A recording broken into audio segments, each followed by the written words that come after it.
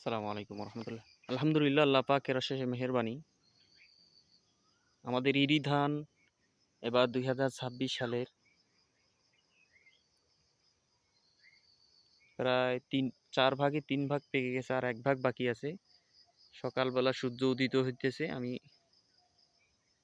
নদীর পাশ থেকে এ ধান ক্ষেতের মাঝখান থেকে আপনাদেরকে দেখাইতেছি। সূর্য সকালবেলা উদিত হইতেছে, একদম সকালবেলা। এখন প্রায় 5টা 54 বাজে। আকাশের মধ্যে একটু মেঘ আছে, যার কারণে একটু দেরিতে দেখা যাইতেছে সূর্য।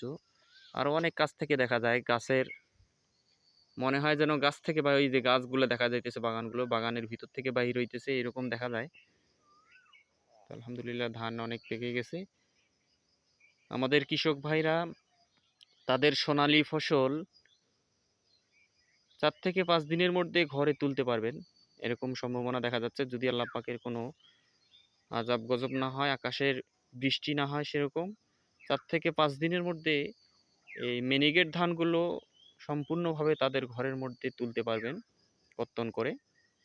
এবং 29 এবং 16 ধানগুলো যেগুলো থাকবে, এগুলো ঈদের আগেই অথবা পরে, ঈদের কয়েকদিন আগেই অথবা পরে আলহামদুলিল্লাহ কৃষক ভাইগুলো তাদের সোনালী ফসলগুলো ঘরের মধ্যে তুলতে পারবেন। চতুর্দিকে ধান ক্ষেত। এখান থেকে প্রায়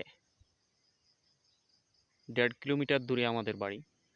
এই 1.5 কিলোমিটার পর্যন্ত বিস্তৃত এলাকা, চতুর্দিকে শুধু ধান ক্ষেত। এই যে দেখেন, চতুর্দিকে ধান ক্ষেত, কোনো জায়গা বাকি নাই, শুধু ধান ফসল, সোনালী ফসল।